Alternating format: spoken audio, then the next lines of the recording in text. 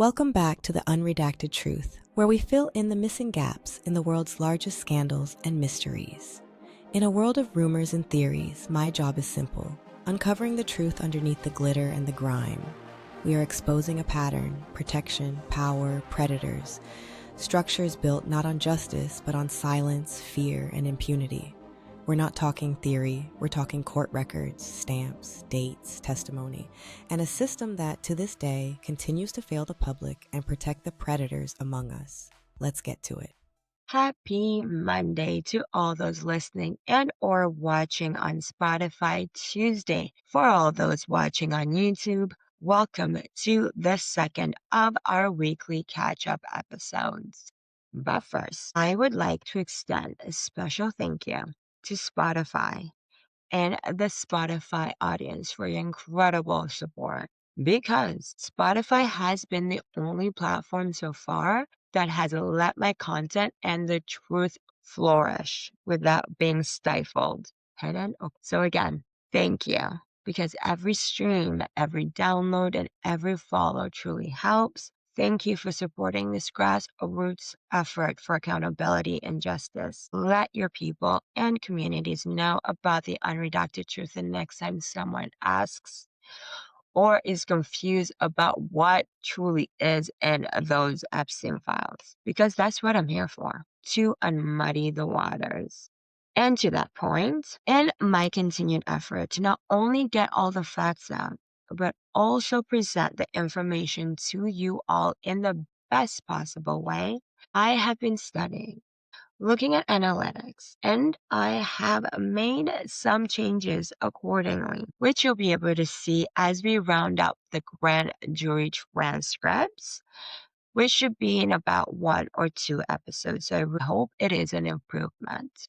And if this is your first time with us, you'll be able to catch up with the grand jury testimony that we're currently analyzing and investigating together, as well as the 2005 and 2006 police investigative notes, are all completely live and available right now. So check out those playlists. Timestamps, show notes, as well as links to Substack are below. Now, Substack is where I'm also uploading each of the documents I referenced in the episode. So for all those who are curious like me, you are going to be able to also download those files for yourself. You'll also be able to access the uncensored full edits of the show in both audio and video as well. Now, on today's agenda, what is been in the news is Les Wexner's deposition. We are going to help him answer some of the questions that he was not able to recall or answer when he was sitting in front of the Oversight Committee last week. But first, we are going to look at the fallout from the latest January 30th DOJ Epstein files release, because the world has experienced some thoughtful moments internationally. So, for all those listening that are sick of the rhetoric and are ready for some cold, hard truth and facts, now is your time to hit that subscribe button and make sure to comment and share so you can follow the investigation. Let's get to the Epstein files.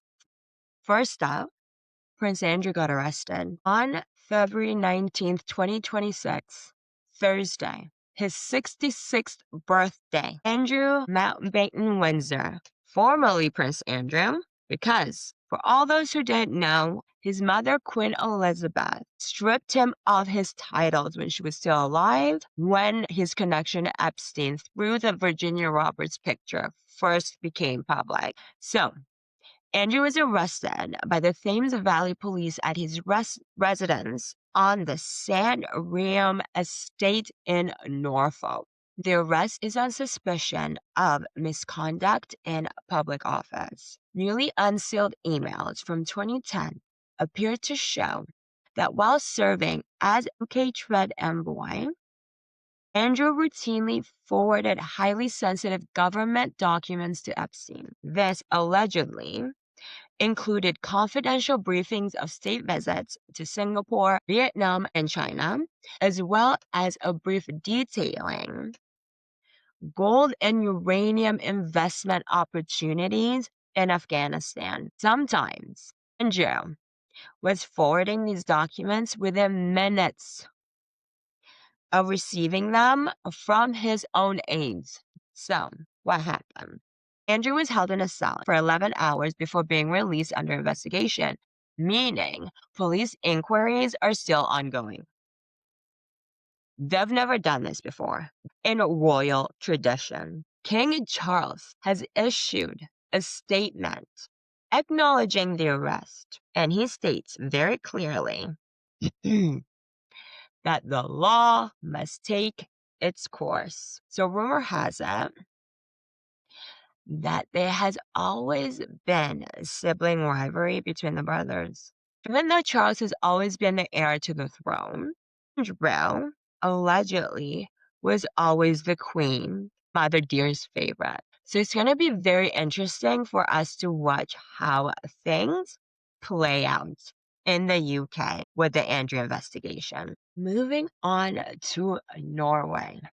Thorjan Jagland, who previously served as Norway's Prime Minister, Secretary General of the Council of Europe, and the head of the Nobel Peace Prize Committee, has been officially arrested and charged with aggravated corruption.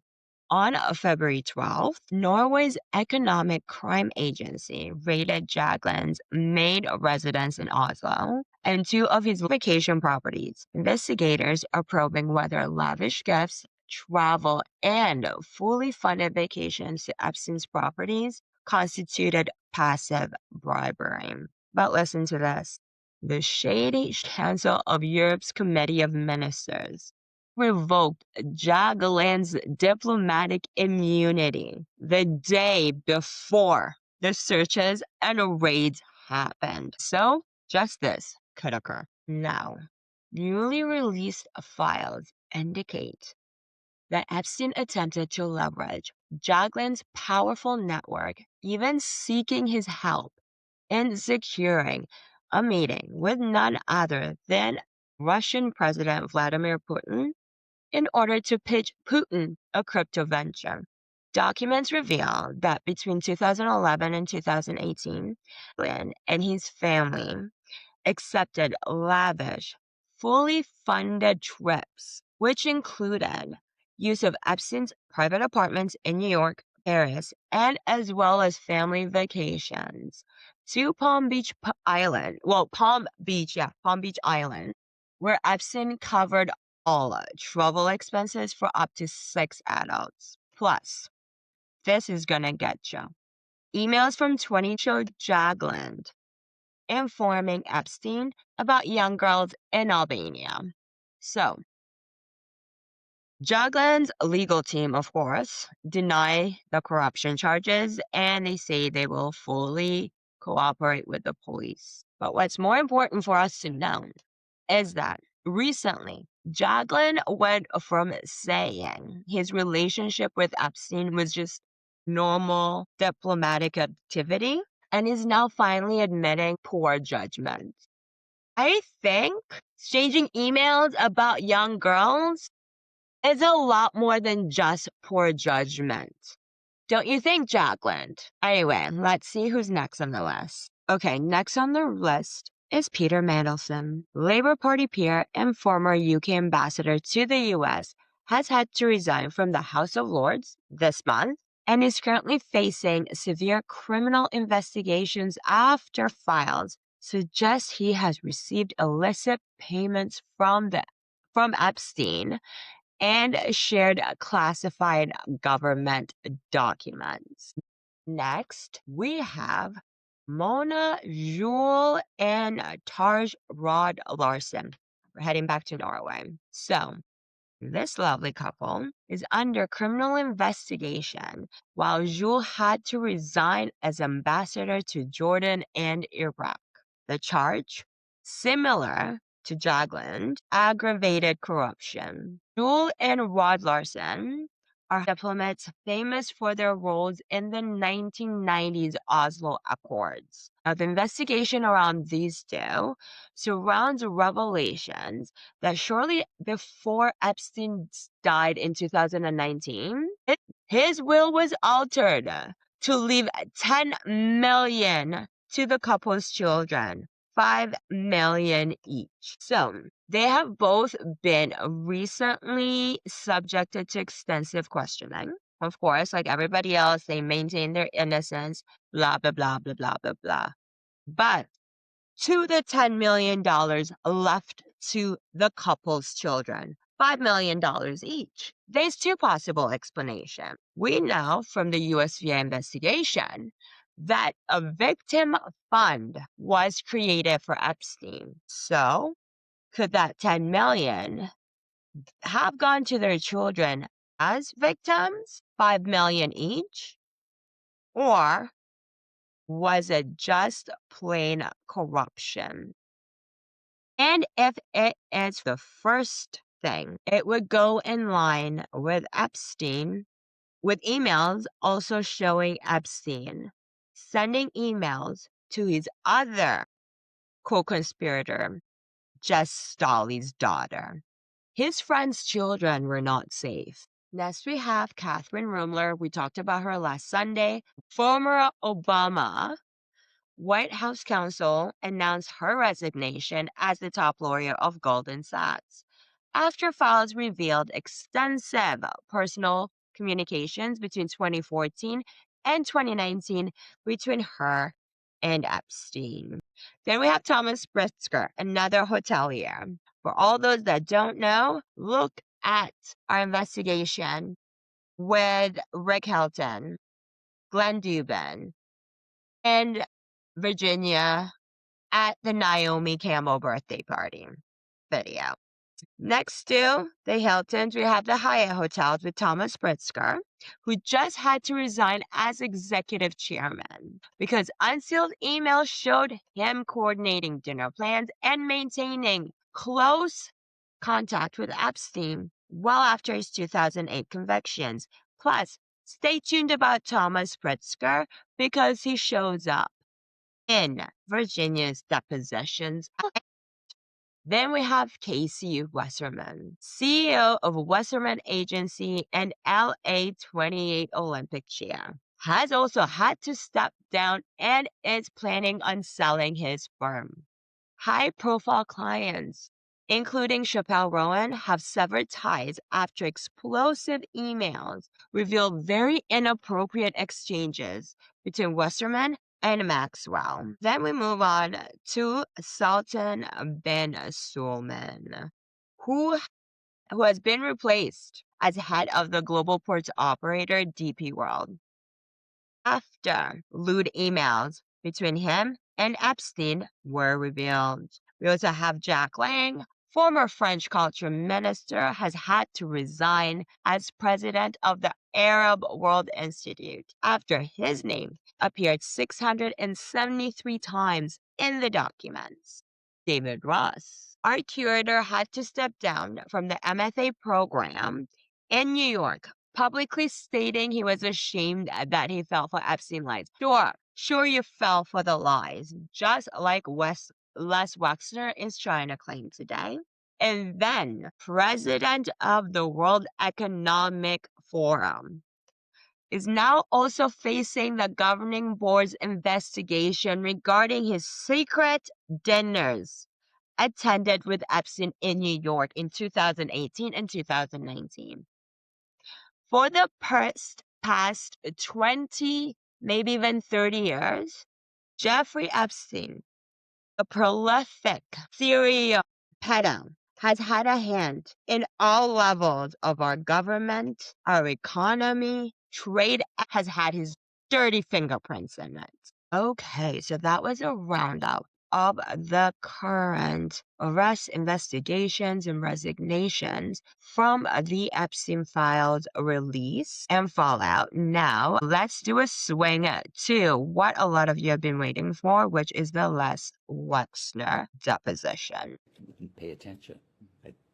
It wasn't important at the time. Mr. Wexner, is it your testimony today that your conversations with Mr. Epstein were predominantly focused on your business relationship with him? That'd be very accurate. That would be very accurate. What common interests did you share with Mr. Epstein outside of work? None.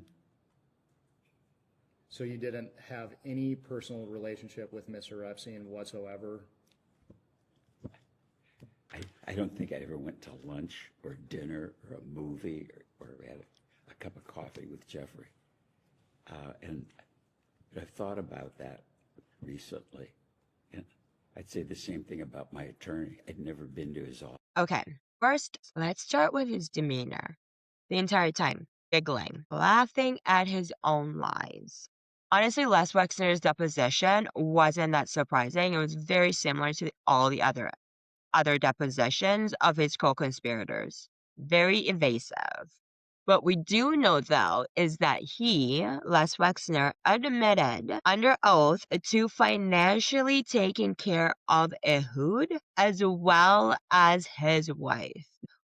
Now, my favorite part is Wexner denying any relationship with Epstein when we've all seen these images. Him and Epstein hanging out, having a jolly old friggin' good time. Now let's see what the House Democrat Madame Crockett had to say about Les Wexner's deposition. I would hear.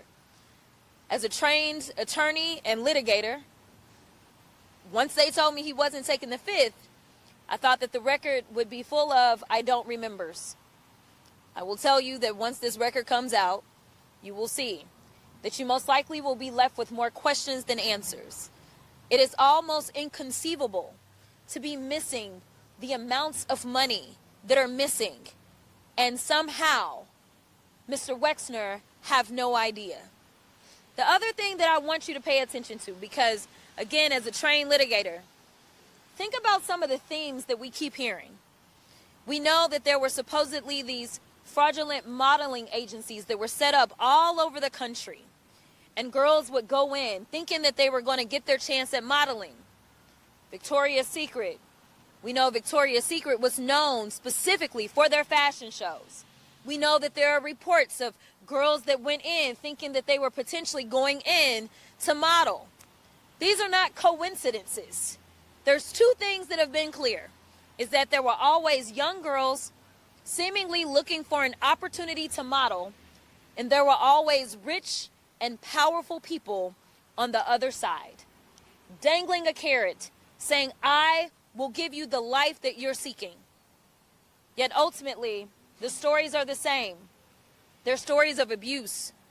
They're stories of trafficking at the highest level. And I will tell you one thing that was remembered for sure was when asked about Donald Trump and Epstein and whether or not they had been in the same room and what that looked like. He didn't quite remember, but he imagined that, yes, that possibly happened, because he did remember that Donald Trump also would like to show up to the Victoria's Secret runway shows. Now, that was a little odd to him, he said, because Donald Trump was not engaged in fashion whatsoever. But he does recall that. He also said something. I think before we go into what we have on Mr. Wexner, which official statement that he submitted on February 18th to the Oversight and Government Reform Committee. It states, I am pleased to testify today. Pleased because it is an opportunity to set the record straight. Over the years, I have been subject to outrageous, untrue statements and hurtful rumor, innuendo, and speculation. Let me state from the start, I was naive, foolish, and gullible to put any trust in Jeffrey Epstein. He was a con man. We've heard him say this multiple times. And while I was conned, I have done nothing wrong and have nothing to hide. I completely and irrevocably cut ties with Epstein nearly 20 years ago when I learned that he was a crook and a liar. And let me be crystal clear, I never witnessed nor had any knowledge of Epstein's criminal activity. I was never a participant nor co-conspirator in the Epstein illegal activities. To my enormous embarrassment and regret, I, like many others, was duped by a world-class conman. I cannot undo that part of my personal history, even as I regret ever meeting him. Before going any further, though I want to acknowledge the survivors of Epstein's terrible crimes and the devastation that each of them has endured as a result, the pain he inflicted upon them is unfathomable to me. My heart goes out to each of them. Second page of his statement says, nearly every waking hour during my work weeks was spent on the business. My weekends also were filled by business responsibilities. I was introduced to Epstein in the mid to late 1980s by Bob Meister, the former vice chairman of Aon. Bob knew I needed help managing my personal finances and suggested that I speak with Epstein. I did not rely solely on Bob's recommendation. I consulted Ace Greenberg and Jimmy Kane of Bear Stearns, Epstein's former employer, both of whom endorsed Epstein without hesitation. Let me quickly put this in. So during the House Oversight deposition, they got him here for perjury because apparently, according to a Vanity Fair article and Bob Meister's own testimony, he tried to repeatedly warn both Les Wexner and Abigail away from Epstein. Let's continue. As my financial resources and time demands continued to grow, I formally hired Epstein to manage my personal finances. Because my public company and other duties required my full attention, I provided Epstein with the power of attorney so he could execute transactions quickly without constantly requiring my signature. What I did not anticipate was Epstein misusing the trust I placed in him despite his fiduciary obligation to act in my best interest. What is so clear only now is that Epstein lived a double life. He was clever, diabolical, and a master manipulator. Now that we've heard from Les Wexner, let's switch over to the voices that actually matter, and that's the victims. We're going to start here with this affidavit from Maria Farmer in 2019. I, Maria Farmer, swear and affirm as follows. In approximately 1995, I was an artist and a graduate student, and I met Jeffrey Epstein and Ghislaine Maxwell at an art show where I was displaying some of my art.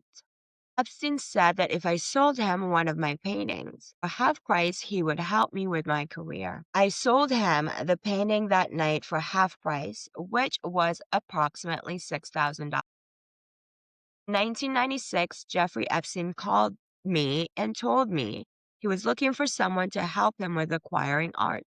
I took the job with Epstein, but ultimately, my job responsibilities were not simply to purchase art, but included manning the front door at his New York mansion and keeping records of people who came to the home. During the time I was supervising the door at Epstein's mansion, I witnessed a number of school-age girls coming to the home. Some of the young girls would be wearing their school uniforms. The girls would come into the New York mansion and then would be escorted upstairs. When I asked Maxwell why these young girls were coming over to the house so often, she said that the girls were interviewing for modeling positions. Who do we know is connected to modeling? Mr. Les Wexner of Victoria's Secret. Anyway, keeps going. At that time, based on my observations at the home, it did not seem credible to me that these young girls were interviewing for modeling positions. Maria Farmer's affidavit goes on to state, Alan Dershowitz was an individual who came to visit Epstein at his New York mansion a number of times when I was working for Epstein. Dershowitz was very comfortable at the home and would come in and walk upstairs. On a number of occasions, I witnessed Dershowitz at the New York mansion going upstairs at the same time they were young girls under the age of 18 who were present upstairs in the house. Alan Dershowitz, the one who the media has been parading in front of us as the ultimate source to the Epstein files. Let's keep reading Maria Farmer's affidavit. During the time that I worked for Epstein, he arranged for me to work on a special art project at the Ohio mansion of Les Wexner. Here he is. This was approximately the summer of '96. I went to Ohio and stayed at the property to work on the art projects. I was also babysitting my two younger brothers, and they were staying with me at Wexner's mansion. In addition to my two younger brothers, I also had a younger sister who was 15 years old. Maxwell and Epstein took an interest in my younger sister. Epstein took us to a movie in New York, and during the movie, he held my younger sister's hand and was rubbing her in a manner without my knowledge. He then contacted my mother and said he wanted to help my younger sister through a special school program in Thailand. During the summer of 1996, Epstein and Maxwell flew my younger sister to their ranch in New Mexico. We've heard this story on Netflix's Filthy Rich. She was only 15 at the time, and they directed her to take off all her clothes and get on the massage table. Maxwell and Epstein then touched her inappropriately on the massage table. It was not until later in the summer when I called my sister in Thailand, where she was studying, that I learned what had happened to her at Epstein's New York ranch. We also know that Epstein sent Virginia to Thailand as well. Her affidavit continues to say, during that same summer in 1996, when I was working on my art project at Wexner's mansion, Ghislaine Maxwell and Jeffrey Epstein came to Wexner's mansion. They asked me to come into a bedroom with them and then proceeded to assault me against my will. I fled from the room and called the sheriff's office but did not get any response. The Wexners' security staff refused to let me leave the property. I pleaded with them, and my father drove up from Kentucky to Ohio to help me. I was held against my will for approximately 12 hours until I was ultimately allowed to leave with my father. Upon my return to New York, I went to the New York 6th Precinct Police Department for help, and they counseled me to contact the FBI to make a report about the assault in Ohio. I called the FBI and made the report, but to my knowledge, the FBI did not take any action against Epstein or Maxwell. To my knowledge, I was the first person to report Maxwell and Epstein to the FBI. It took a significant amount of bravery for me to make that call because I knew how incredibly powerful and influential both Epstein and Maxwell were, particularly in the art community. After the assault, Maxwell and Epstein called me multiple times, threatening me. Maxwell and Epstein contacted my art clients and individuals in the art community in an effort to ruin my art career. Maxwell and Epstein were successful, and I was shut out of all related opportunities because she was brave enough to speak. Maxwell and Epstein worked in concert to make sure that my career and my life was ruined. I was terrified of Maxwell and Epstein, and I moved a number of times to try and hide from them. She goes on to say that she has struggled throughout her life as a direct result of Epstein and Maxwell's actions against her. In the state of Florida, County of Broward, on the 12th day of April 19th in the year of 2019, is when this affidavit by Maria Farmer was taken. Now, it's not just that one affidavit. So This is a letter dated December 5th, 2019, to the Attorney General of the state of Ohio, David Yost, and David DeVillers, United States Attorney, Southern District of Ohio. This letter is requesting for investigations into Maria Farmer's allegations. This time, it's against both Abigail and Leslie Wexner. So the letter reads, Dear Attorney General Yost and United States Attorney DeVillers, we are writing to ask that you open an investigation into allegations of Maria Farmer, who states she was violently assaulted by Jeffrey Epstein and Ghislaine Maxwell on property owned and secured by Abigail and Leslie Wexner in New Albany, Ohio in the summer of 1996. As you may know, we are all victims of assaults committed by Dr. Richard Strauss, while varsity athletes at Ohio State University and victims of Ohio State multi-decade cover-up of that. We know firsthand the additional damage inflicted when the powerful cover-up, the crime of monsters like Richard Strauss and Jeffrey Epstein, as Ohio State has done, and Abigail Wexner appears to be doing. The allegation raised by Miss Farmer are terrifying and bear directly on our own fight for justice. Now, during Wexner's deposition, it was also inferred that he had direct ties to Richard Strauss. Next, according to published reports, Maria Farmer was a New York City artist who was employed by Jeffrey Epstein. Epstein and Leslie Wexner were business partners, and Epstein held power of attorney over Wexner's finances. Epstein brought Farmer to Wexner's 336-acre estate in New Albany in the summer of 1996 to work on an art project in Wexner's guest house, which was surrounded by the Wexner estate. Miss Farmer became an artist in the residence that summer. Nefariously, the Wexner security team effectively held Miss Wexner captive in the guest house, and she would only leave the property with permission from Abigail Wexner. Remember, she just told us, Miss Farmer just told us that she was held there for 12 hours. Her father had to drive from Kentucky while she was being held captive after being assaulted by Ghislaine as well as Epstein. Now we know that she also had to call Abigail Wexner and plead to be released. So this letter goes on to read, Epstein told Farmer, Lex Wexner loves me.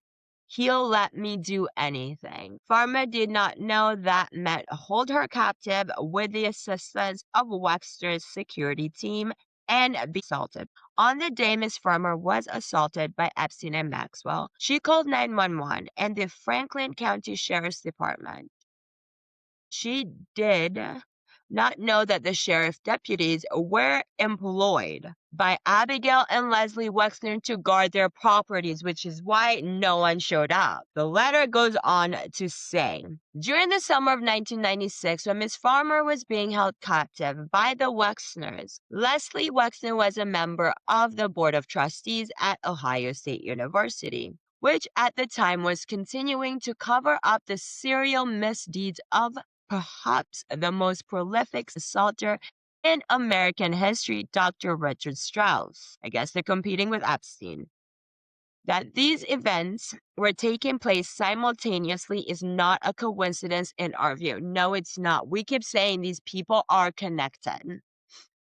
Anyway, it goes on to read, currently, while we're trying to get justice from Ohio State, Abigail Wexner serves as vice chair of the Board of Trustees at OSU. It defies comprehension that Mrs. Wexner is still on the Board of Trustees given the credible allegations of her complicity,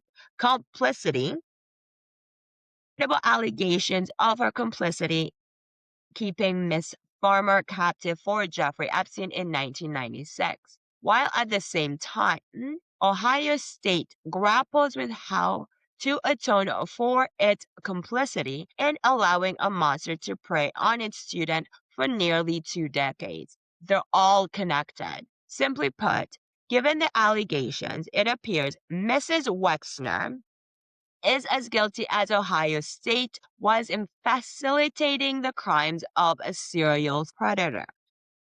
Two prolific, world-renowned predators under their belt, Dr. Richard Strauss and Jeffrey Epstein. As this old man says, he had no idea and was not involved.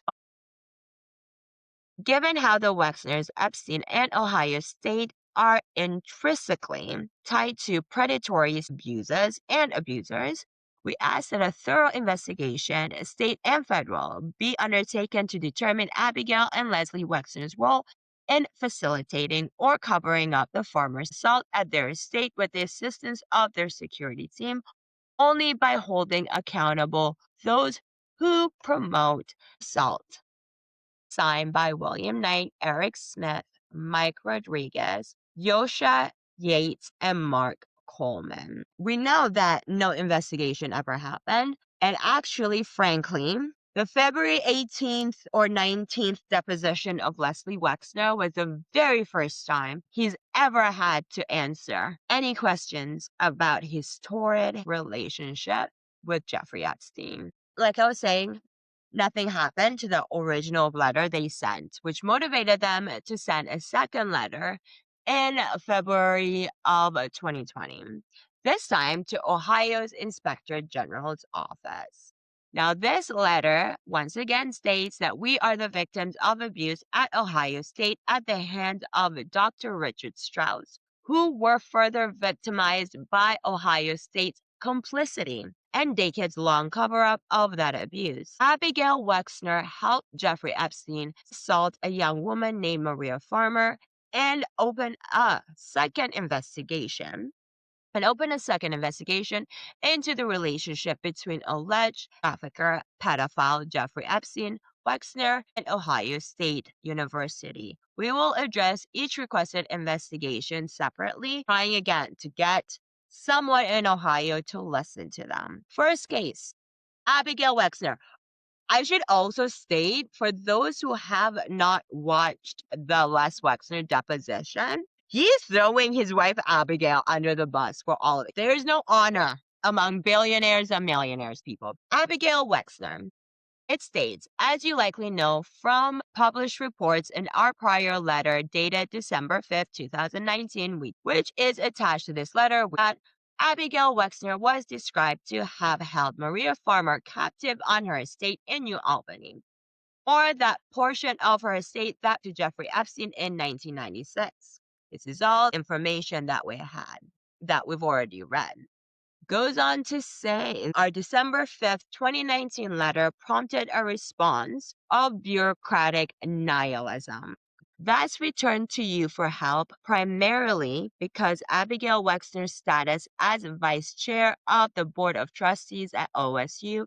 Given these public allegations against Mrs. Wexner, it is extremely difficult for us to comprehend why OSU maintains its relationship with Abigail Wexner and her family, particularly in light of the history of damning sexual violence issues on campus and those same issues involving the Wexner family and its companies, and both their relationship with the notorious Jeffrey Epstein. It seems obvious for us for Ohio State to make a proper amends to its victims and to ensure the safety of current and future student bodies. It must cleanse itself of its shameful relationship with pedophiles and traffickers and those who enabled them, including Abigail and Leslie Wexner. Here is a small sampling of disreputable issues currently facing the university and the Wexners. Okay, let's see what we have here. Number one, OSU has failed to manage the fallout from Parkin's Quad report that concluded Ohio State knew Dr. Strauss was assaulting students and did not stop him. So, OSU dissolved its civility and empowerment in 2019 because those employees failed to report dozens of felonies and blamed the victims for their assaults. 3.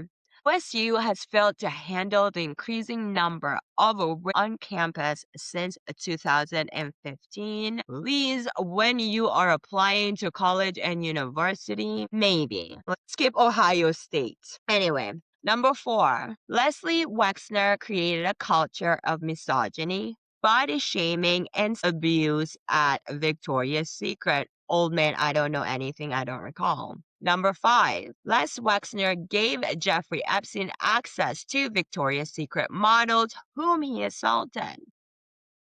Number 5 is Abigail Wexner was complicit in the assault of Maria Farmer. So then it goes on to say, given Maria Farmer's allegations against Abigail Wexner in her current position as vice of the Board of Trustees, Ms. Farmer's allegations must be investigated. Please recall that Ms. Farmer has alleged that the county sheriff's office was not interested in helping her with her assault, likely because Wexner employed deputy sheriffs to guard his estate. If Wexner employed deputy sheriffs from Ohio to guard his state, that means Ohio deputy sheriffs were involved in holding Maria Farmer hostage for 12 hours after she was assaulted by Epstein and Ghislaine. So the letter also states, although Ohio State University may or may not be considered a state agency, your office would seem to fit the spirit of enabling legislation, particularly given the alleged complicity of local officials in covering up the assault of Maria Farmer and the apparent disinterest of Attorney General Yost and U.S. Attorney DeVillers in looking into the matter. We ask they investigate the wrongful acts of Abigail Wexner regarding Maria Farmer. If not you, who else can we turn to? As you likely know, the New York Times recently broke the story of a significant misogyny at Wexner-owned and controlled Victoria's Secret that included assault and attempted prostitution of the models. Who could not turn to Les Wexner for help because of his indifference to the health and welfare of those models. This is how your $5,000 was spent, Aunt Ida. Moving on. With regard to Epstein and Strauss, it appears Ohio State, Abigail, and Les Wexner mirrored each other by permitting a culture of violence and deviancy that did great damage to those in their charge. The only way to end this cycle of violence is to fully investigate those who propagated it and remove them from the university permanently. Then they present their case on Jeffrey Epstein. Clearly, Ohio State was unconcerned about the source of these donations when the checks arrived, and it was not until the national press covered Epstein's federal indictment for trafficking in July of 2019 that the university decided to initiate a review of gifts and donations from Epstein on the grounds that he was a convicted offender. Those crimes are reprehensible, and his association with these gifts to the university is concerning. Despite its review and harsh statement, Ohio never addressed why it did not immediately review its association with Epstein in the 11 years following his conviction as a offender in 2008. Furthermore, as of the end of 2019, 5 months after beginning its review, the university has still not completed its work. We have zero confidence that this internal review could yield anything beyond what the university has publicly stated with regard to Dr. Strauss. We are sorry it occurred, but this is not how Ohio State operates anymore. Of course, this self-cleansing statement is belied by allowing Abigail Wexner to remain on the board, by keeping the money Epstein gave, by failing to protect current students, and by denying justice to us. Instead of the likely insincere self-atonement, Ohio State could follow the lead of MIT, Massachusetts Institute of Technology, who hired a law firm to investigate the issue. A report to investigate and issue a report on its relationship with Epstein. I have that report. We will look at it at the right appropriate times. IT commissioned this investigation because Epstein had made $850,000 worth of donations to the school, which paled in comparison to $2.5 million he gave to Ohio State to fund its athletic center, which was home to Dr. Strauss. Simply put, Abigail Wexner has been credibly accused of facilitating at least one of Jeffrey Epstein's horrific assaults in New Albany, Ohio, and remains on the board of trustees of a university that retains Epstein's donations, as the university struggles with its own campus assault culture. We love Ohio State, but for us, the current student body, and future students, we ask that you investigate these wrongful acts done by Abigail Wexner. We hope a thorough and open investigation. As far as I know, they have not. So again, as we are applying to universities and colleges, students maybe skip Ohio State right now and for the next foreseeable future. So it was 2020. It was not till 2023 she was taken off the board of Ohio State. Next, we go on to, okay, now guys, brace yourselves, because the next thing I'm taking you to is the videotape deposition transcript of Virginia Roberts on Saturday, January 16, 2016. Now, we're not going through the entire 233 pages, but right now we are just going to look over the mentions of Les Wexner in this deposition. Question number 1. Was Les Wexner one of the powerful business executives that you were trafficked to? Answer from Virginia, yes. Question number 2. How many times did you have sex with Les Wexner? Answer, multiple. Question number 3. Did Mr. Wexner ask you to wear any particular clothing during your trafficking? So it looks like defense counsel, lawyers argue about it a little bit, that they're only there to talk about Mr. Dershowitz and not other individuals, but it's finally decided that she can answer. To which Virginia answered, yes, I wore lingerie for him. Then they questioned whether it was at his request and what and who. She answers it was at his request and it was Ghislaine who set it up for her. And then it was all different types of lingerie. Next question. You're gonna love.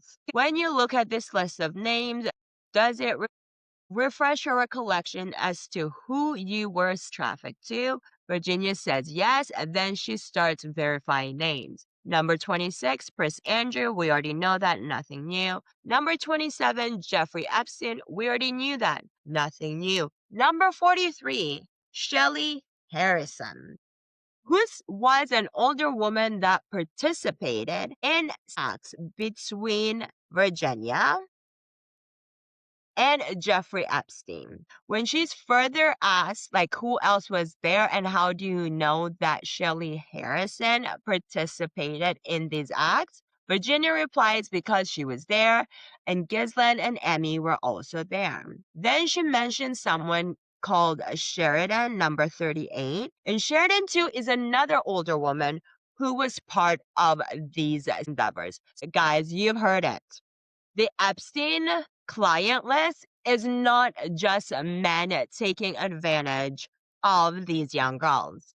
It also involves women. She goes on to name more people. And she says number 46 is Sarah Kensington, formerly known as Sarah Kellen. So at this point, Sarah Kellen was still married to her husband. He hadn't divorced her yet.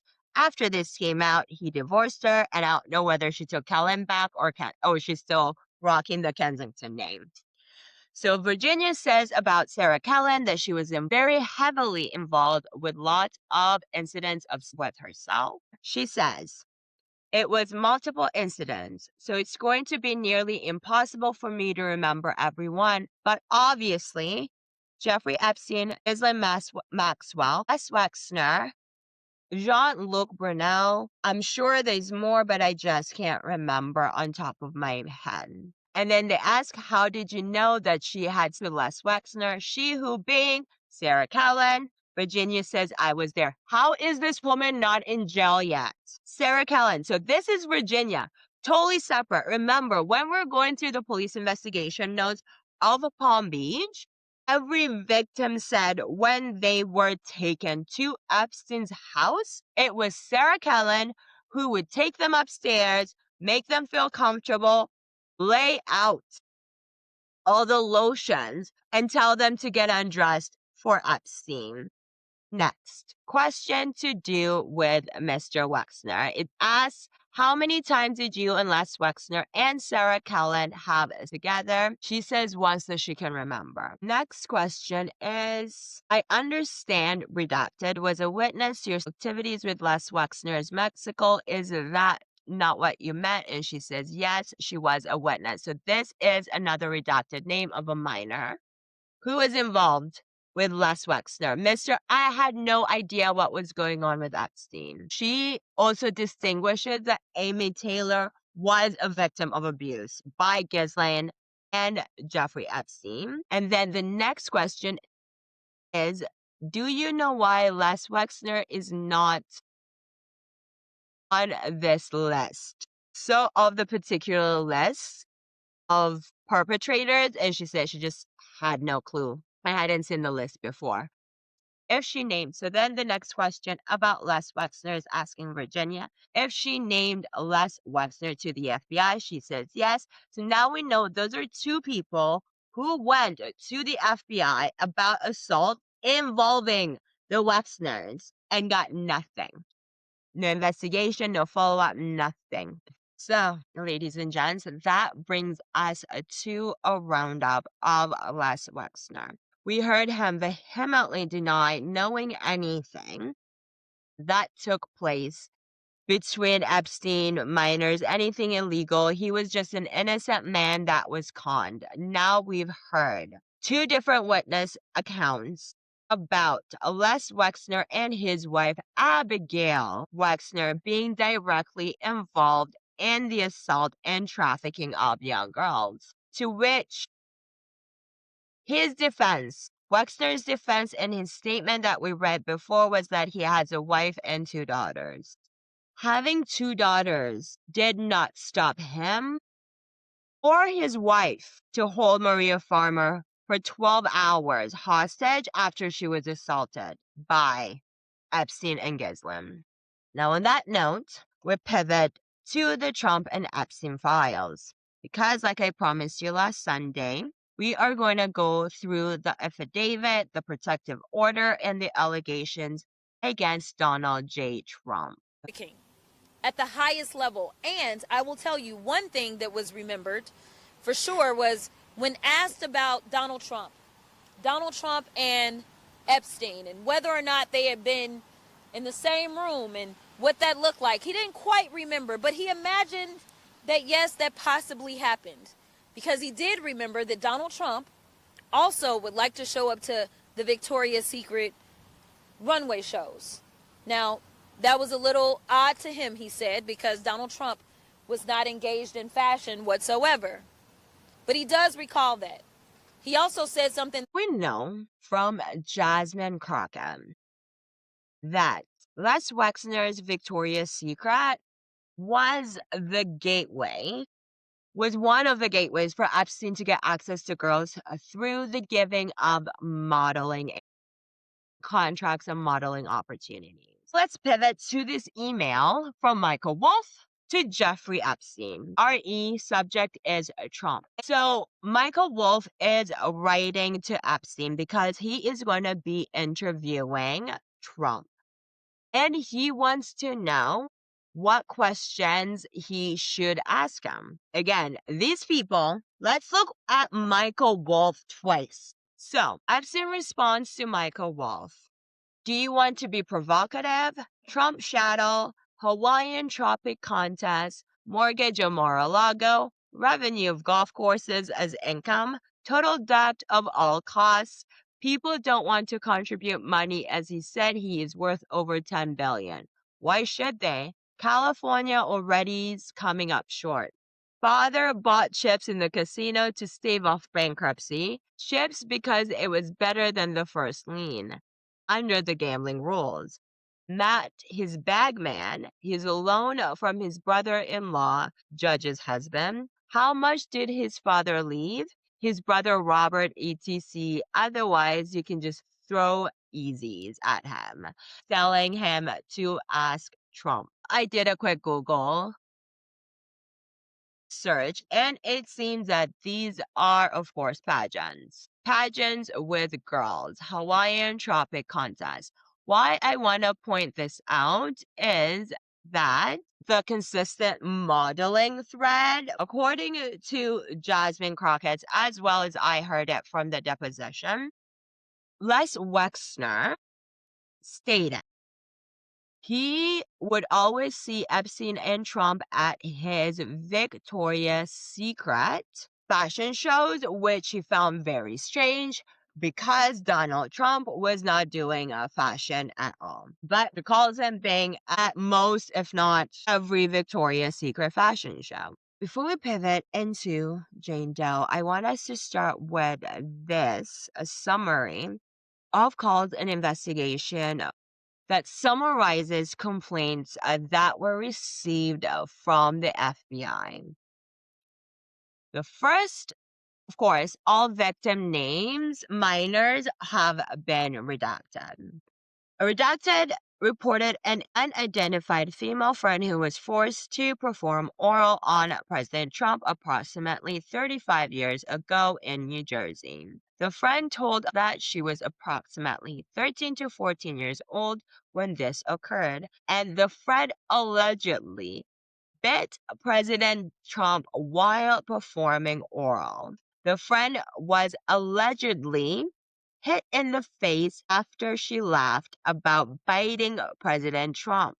The friend said she was also abused by Epstein. Response spoke with a caller who identified the friend, lead sent to Washington office to conduct interview. Next, again, another redacted person reported that she has a friend who was a personal assistant to Epstein in Florida from 1986 until 1991 or 1992. This friend shared names of some of the guests at Epstein's parties to include Bill Clinton and Donald Trump. So I guess when the FBI had a hotline for anybody to let them know if they had any information on the Epstein cases, this is the stuff that they received.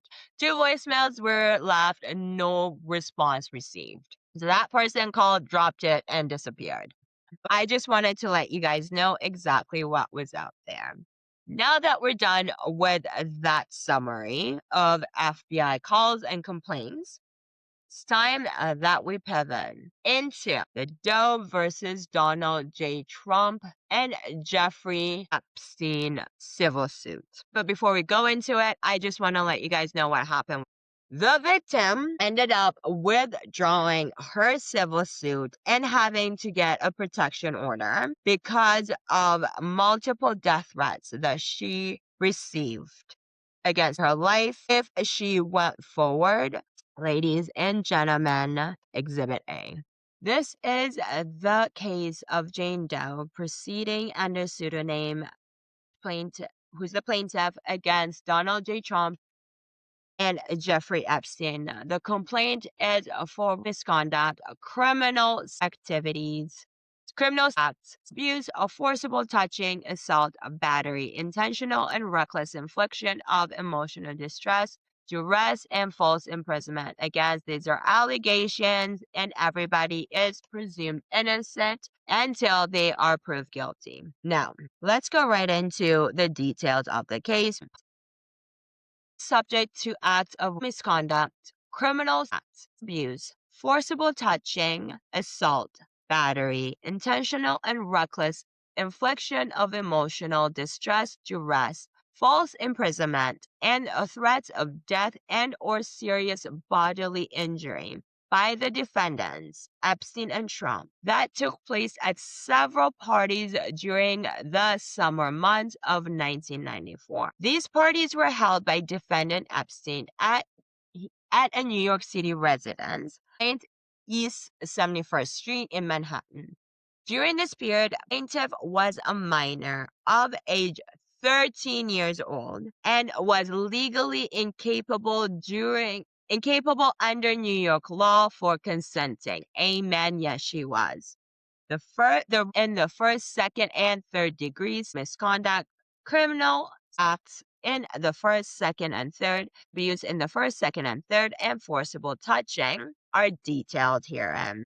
So now we're going to skip on to the details of her case. Next, it goes on to say, immediately following this, defendant Trump threatened plaintiff that were she ever to reveal any of the details of this and physical abuse of her by defendant Trump, plaintiff and her family would be physically harmed if not killed. Exhibits A and B. So it keeps referring to exhibits A and B. Exhibits A and B are the protective orders that she had to get. Now, these protective orders also state exactly what happened to her. So, this is a statute of limitations. Why don't we jump over to the protective order so we do not wait? But before we do that, let's read at the claim of defamation that she has here against Trump. So it says, on information and belief on or about April 28, 2016, defendant Trump provided the following statement to American Media Inc. and or Radar Online LLC for publication on at least their website, radaronline.com, regarding plaintiff's case suit 16797 DMG, filed in the United States District Court for the Central District of California. The allegations, this is what Trump said to Radar Online. Allegations are not only categorically false, but disgusting at the highest level and clearly framed to solicit media attention, or perhaps are simply politically motivated. There is absolutely no merit to these allegations, period. So, goes on to say the statement provided for publication by defendant Trump was published by said website and has been republished elsewhere in whole or part numerous times. And similar statements of an attorney for defendant Trump were also published. The statement provided for publication by defendant Trump that was published by said website is false as it pertains to plaintiffs. So she's also suing Trump for defamation. Then it goes on to say her prayer for relief, and she was only asking for $75,000. That would have been the cost for attorney fees. She wasn't even asking for much. And of course, a jury was demanded. Now let's move on to the exhibits. Starting with declaration in support of plaintiff's request for protective order. It starts with, I, Jane Doe, the plaintiff in this matter, proceeding under pseudonym as to my personal knowledge. I am a competent adult over 18 years of age, able to testify as to my personal knowledge. The facts in this declaration are true and correct to the best of my knowledge, information, and belief, and I am competent to testify to them if called upon to do so. I was subject to extremist and physical abuse by the defendants, that including a forcible that took place at several parties of defendant Epstein during the summer of 1994 in New York City at a residence used by defendant Epstein. During this period, I was 13 years old. More particularly, I traveled by bus to New York City in June 1994 in the hope of starting a modeling career. I went to several modeling agencies but was told that I needed to put together a modeling portfolio before I would be considered. I went to the Port Authority in New York City to start to make my way back home. There I met a woman who introduced herself to me as Tiffany. told me about the parties and said that if I would join her at the parties, I would be introduced to people who could get me into the modeling profession. Tiffany also told me I would be paid for attending. The parties were held at a New York City residence that was being used by defendant Jeffrey Epstein. Each of the parties had other minor females and a number of guests of Mr. Epstein, including defendant Donald Trump, at 4 of the parties I attended. I understood that both Mr. Trump and Mr. Epstein knew I was 13 years old. Defendant Trump had contact with me at 4 different parties in the summer of 1994. On the 4th and final encounter with Defendant Trump tied me to a bed, exposed himself to me, and then proceeded to forcibly me. During the course of this savage attack, I loudly pleaded with Defendant Trump to stop, but he did not.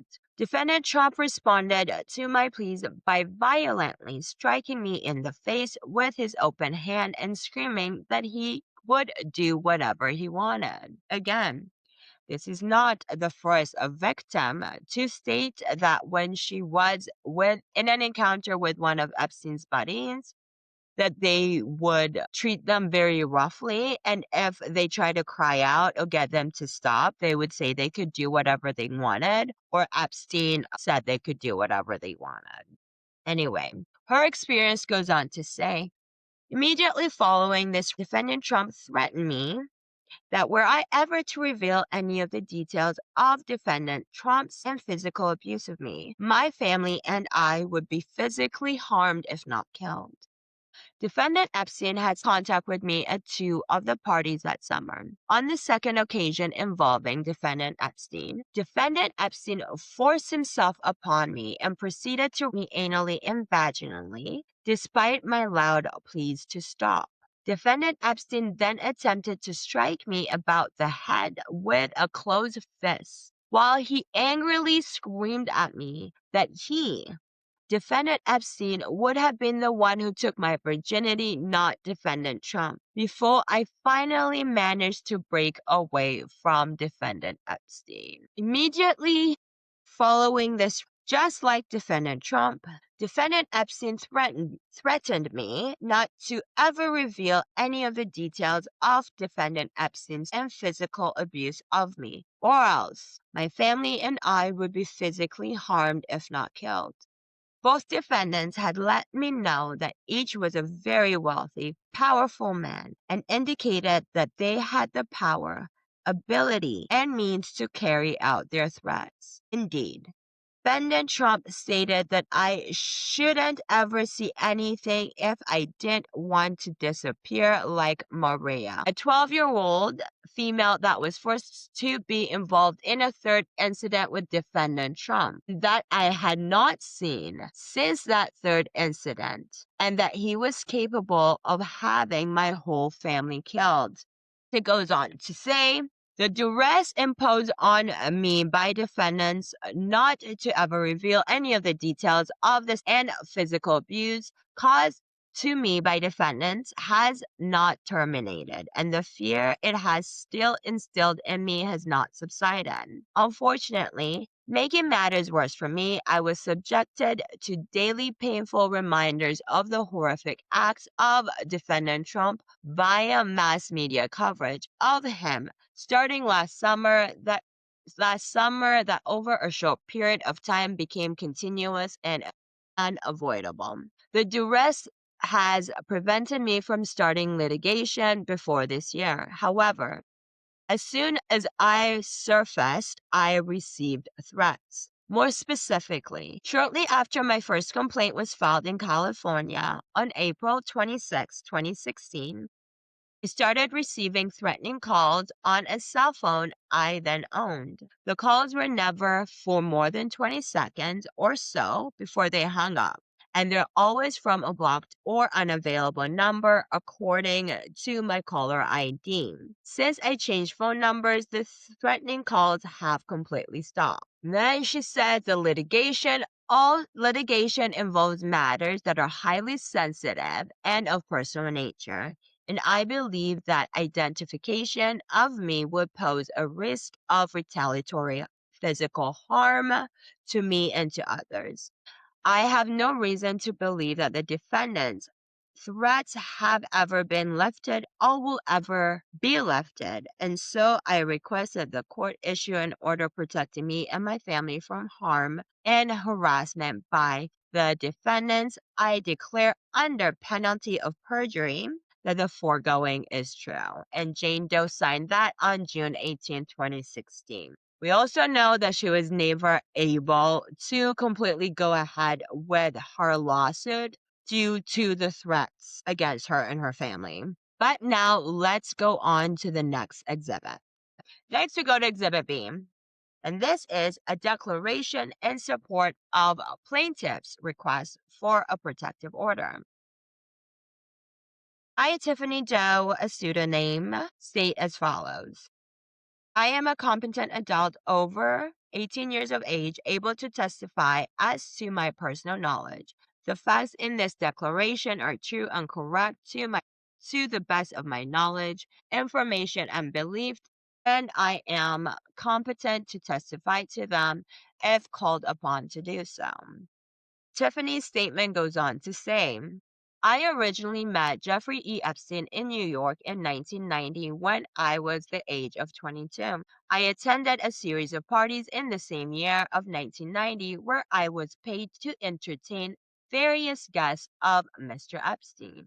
In the year 1991, I was promoted to the occupation of party planner, in which my duties were to get attractive adolescent women to attend these parties. So she got promoted to the occupation of party planner with the sole duty of getting attractive teen girls to his parties. Goes on to say, I was hired by and paid directly by Mr. Epstein from the years of 1991 to 2000 to attract adolescent women to attend these parties, one of which were held at what is known as the Wexner Mansion, located at 71st Street in New York City. In June 1994, while performing my duties as a recruiter of adolescent women, teen women, to attend Mr. Epstein's parties, I met a 13-year-old teen woman,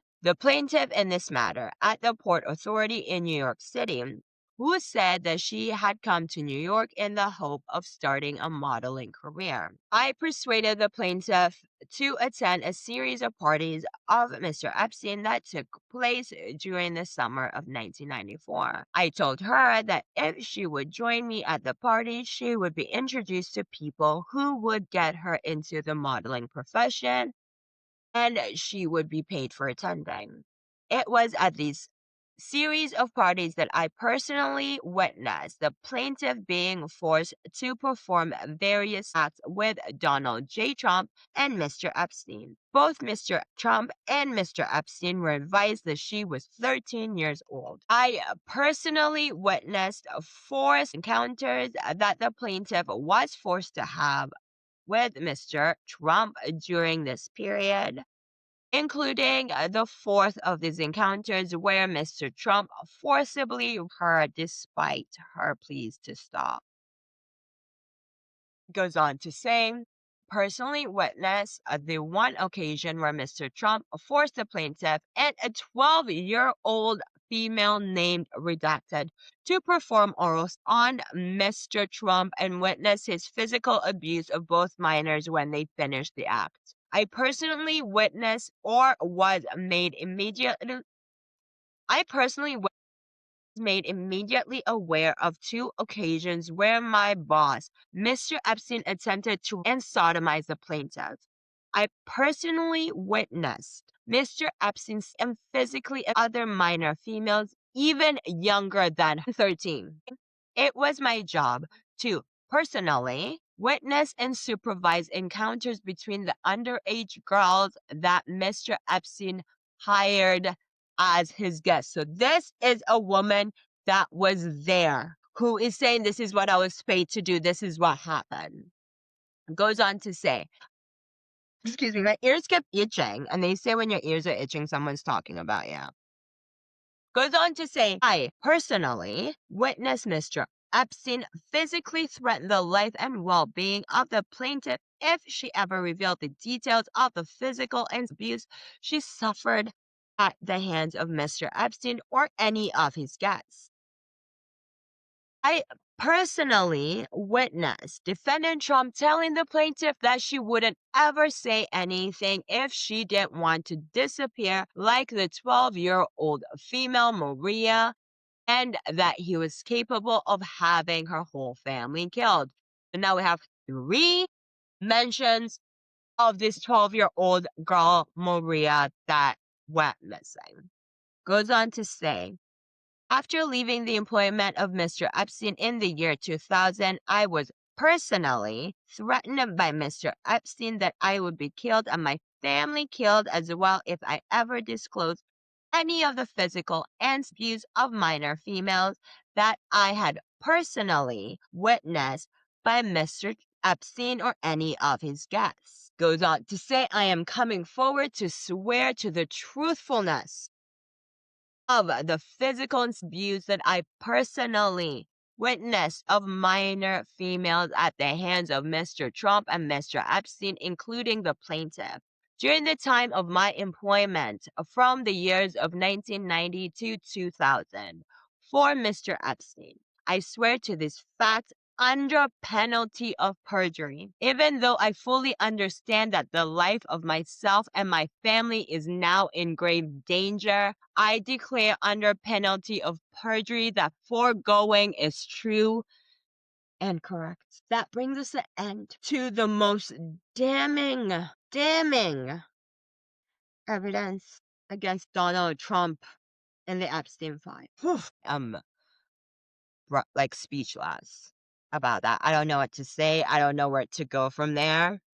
That was just us reading, again, the most damning mention evidence against Donald Trump in the Epstein files.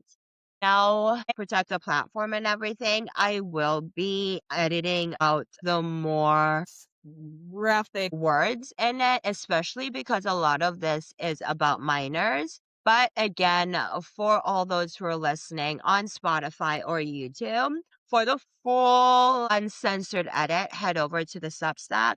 Links are all below. I'll be honest, other than scanning it through with you guys last Sunday, I hadn't actually read it verbatim of what the allegations and the entire affidavits and protective order declaration said. And now after reading it, I don't know, I'm gobsmacked, I'm flabbergasted. I don't know what words to even, like, I have nothing to say. This is absolutely insane. And I need some time to process. And I think a lot of you guys also most likely need time for you to process. If you are on your way to work or just starting out your day, I am sorry for starting you out with this terrible trauma. But guys, that's it. Here we are. It's the unredacted truth. My one mission is to get all the facts out, all the allegations out. Every single perpetrator, every single allegations. Again, you play stupid games, you win stupid prizes. The DOJ has been hiding things. This entire cover-up happening. So what are we going to do? We are reading all the facts and notes for ourselves. If they won't give us the truth, we will find the truth ourselves. And there you go, guys. That is the unspoken truth about Donald J. Trump and the Epstein files. Remember, we also have emails between Epstein and Joy that are saying, shoot, I thought I was going to be deposed about Trump from Sunday's episode, which shows that these rumors were already around before they even became public to the rest of us. The people who were associated with Trump and were associated with Epstein knew search allegations would come out about Trump. Now, I'm going to leave that here before I too become like little girl Maria or I get shut down. Every source that I have referenced today will be also uploaded in the Substack. The links below, and that is all for accountability. I don't want anybody coming to me saying I lied to you or anybody being able to gaslight you guys in public and say that you do not know the facts or that you're wrong or mistaken. I want us all to easily have access to these documents. Again, if you haven't hit that like and subscribe or follow button, guys, we are in the thick of it. From this point on, after we finish the grand jury transcripts, every episode is going to detail a victim story and name a perpetrator. Thank you for supporting. Be kind to yourselves and Sonia. This is the Unredacted Truth. Catch you next.